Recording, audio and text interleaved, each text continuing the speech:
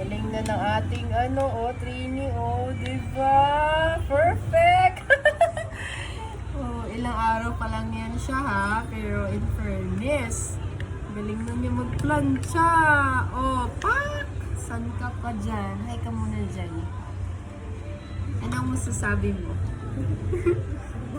Mawawa ko na siya.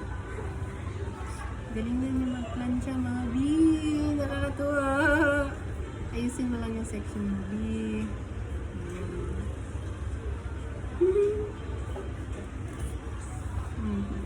Na siya siguro, nateten siya kapag may video.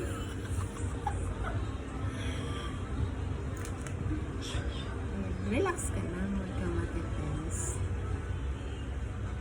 Yan, split mo. Yan, good. Training natin to. Mas magaling pa to sa atin soon. Ako, matanda na ako. So, ipapasa ko na yung talent natin sa mga bata.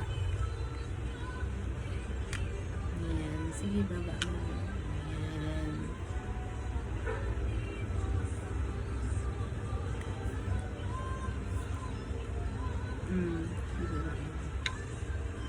Ayan. Yung sa gilid, may technique dyan. Hilain mo. Ayan. Diba? Galing na niyo mag-plancha. Saan ka pa dyan? Ayan. Hawakan mo. Hilahin mo.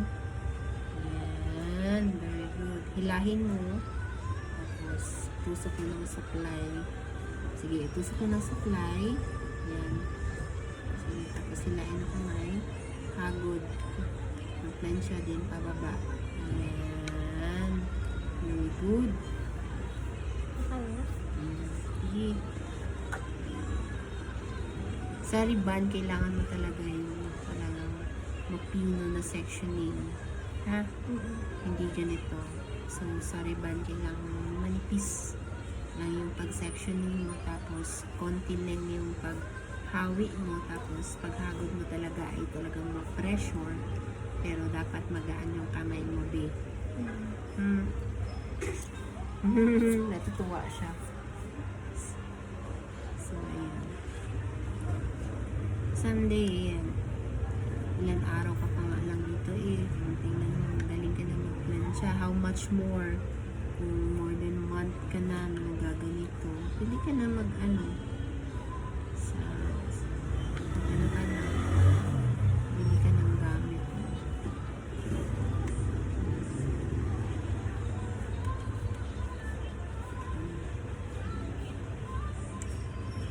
Ganun naman talaga basta mga beginners.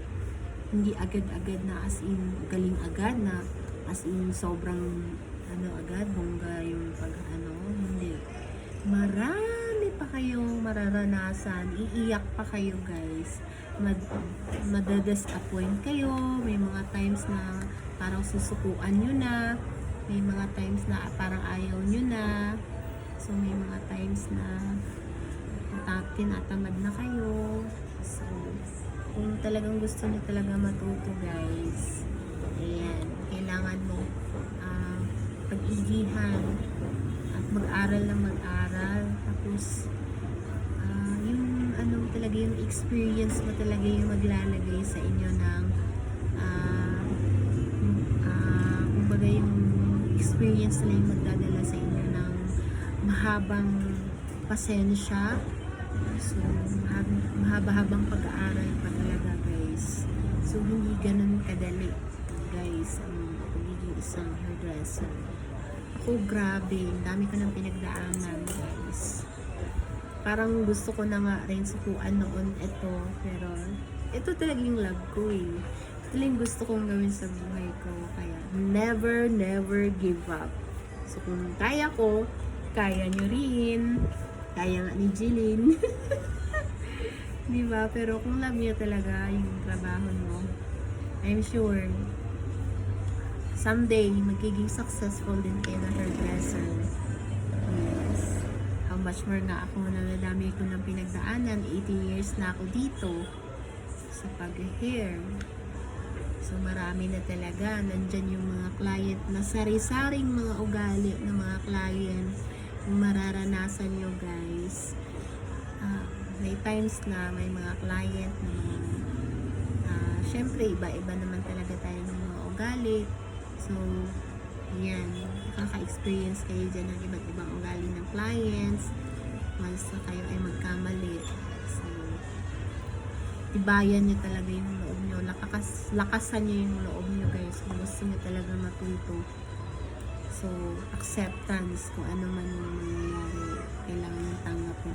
Hindi agad-agad kasi pagkatapos mo matuto mag-rebond, eh, yun na. So, iba-iba kasi yung hair ni, yung types ng hair ni client, iba-iba yung mga history, iba-iba yung case. So, iba-iba rin yung experience na mararanasan nyo sa pagre-rebond guys, lalong-lalo na yung may bleach. So, kung ikaw ay isang beginner, huwag ka muna mag-rebond ng mga may bleach. Mag-umpisa ka muna sa virgin na buhok yung i-rebond nyo guys. So, tsaka na lang kayo hawak ng mga may color kapag alam nyo na yung mga techniques and ideas guys.